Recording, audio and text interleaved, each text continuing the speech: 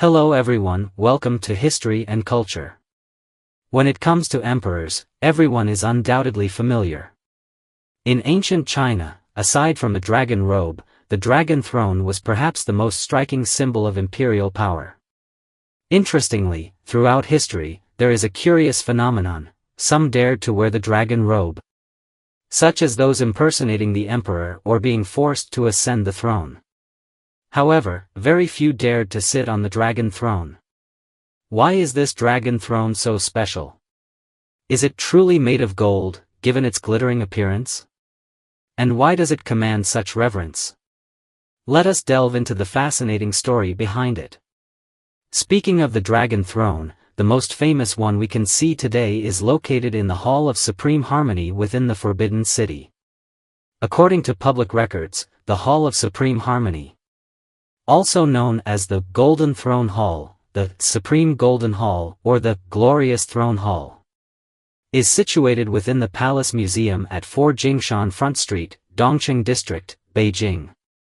It stands precisely at the center of the Forbidden City, covering an area of 2,377 square meters. It is the largest and most grandiose hall in the Forbidden City and one of the three great halls of the East.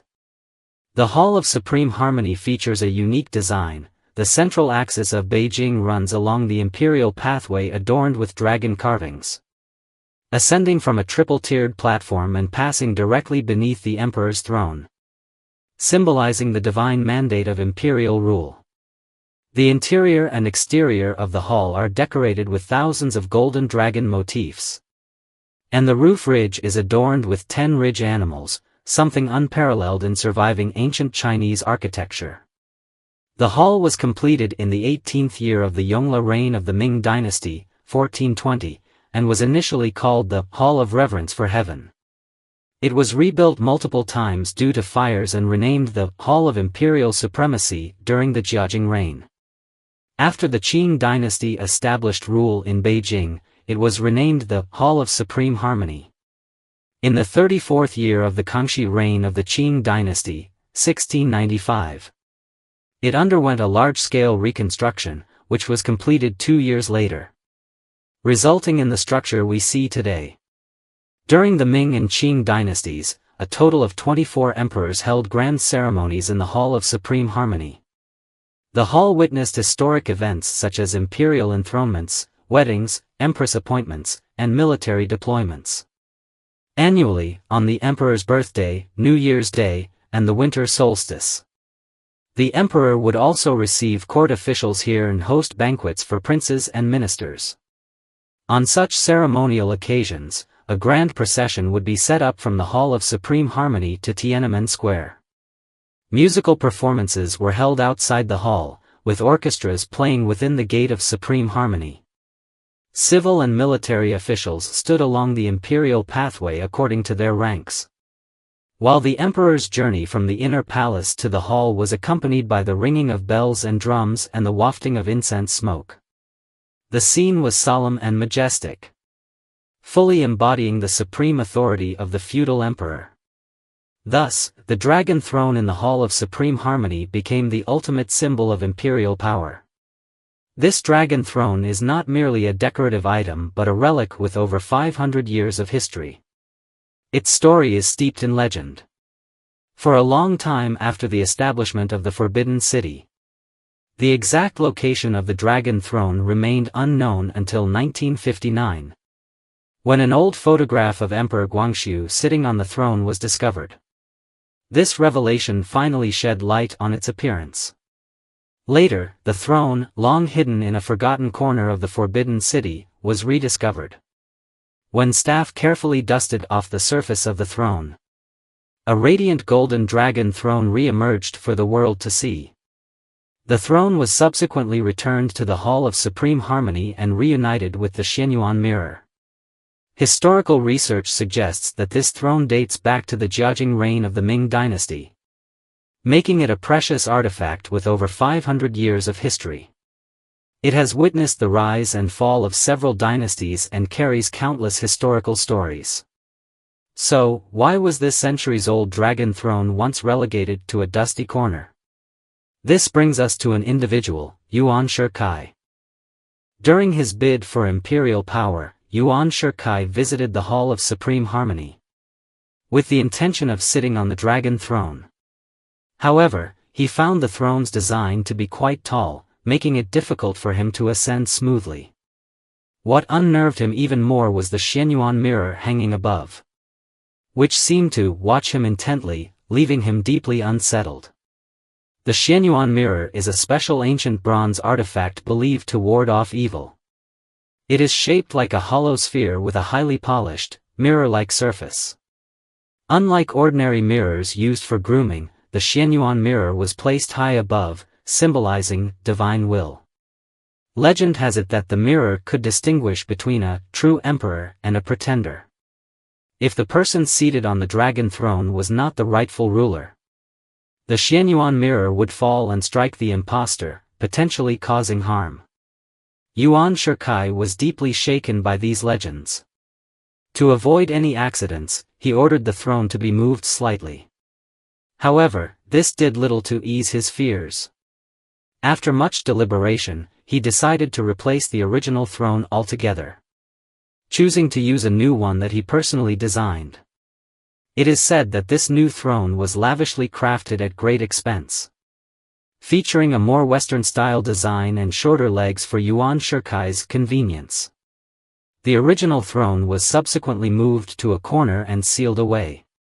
Ironically, Yuan Shikai's decision inadvertently preserved the original throne, allowing it to escape the turmoil that followed and remain intact to this day. As for Yuan Shikai, despite replacing the throne, he was never the true son of heaven. His farcical attempt to declare himself emperor ended in failure, becoming one of history's great jokes. In fact, there are many legends surrounding the throne. One of the most famous is the saying, "The dragon throne is not for ordinary people to sit on." It is said that if a commoner dares to sit on it, misfortune will follow. Though such claims lack scientific evidence. Since the throne's reappearance, no one has dared to risk trying it. After all, it is more than just a chair, it symbolizes supreme imperial power. To sit on the throne is not only a physical act but also a test of identity and aura. Without the corresponding status and authority, how could one possibly command such a seat? A curious question, is the dragon throne made of gold? Interestingly, the dragon throne in the Hall of Supreme Harmony is not made of gold or metal.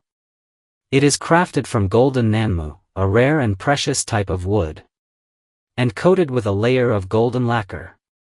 Some might wonder if the emperor was unwilling to use gold. But this has nothing to do with reluctance. Rather, it is due to the properties of gold itself, which make it unsuitable as a material for the throne. Although gold is valuable and durable, it has two significant drawbacks. First, its hardness is excessive.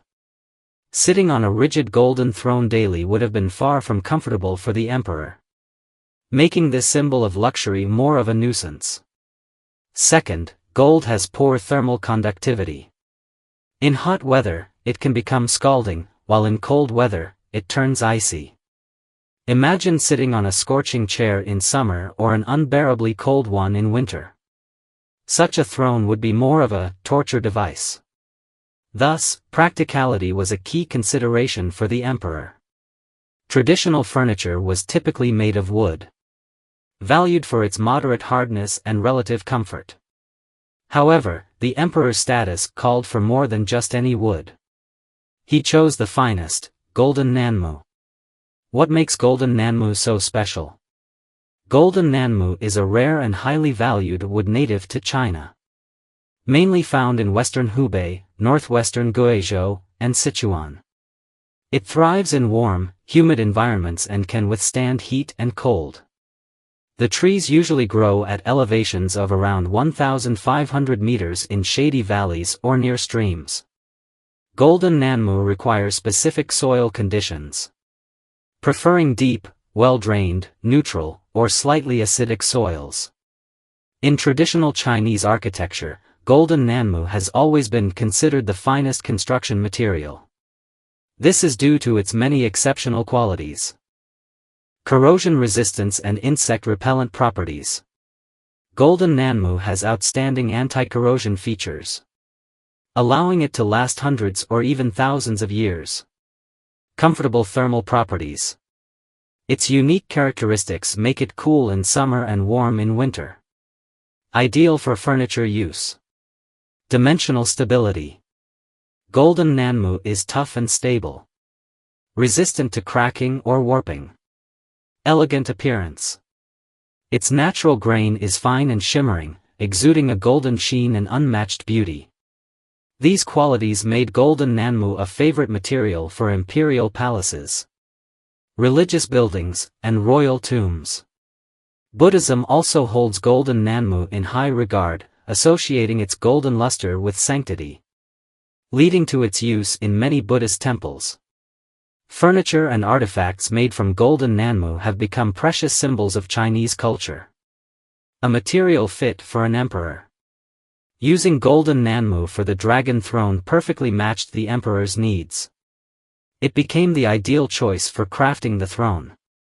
During the Ming dynasty, golden nanmu was widely used, from the emperor's throne to coffins and tombs.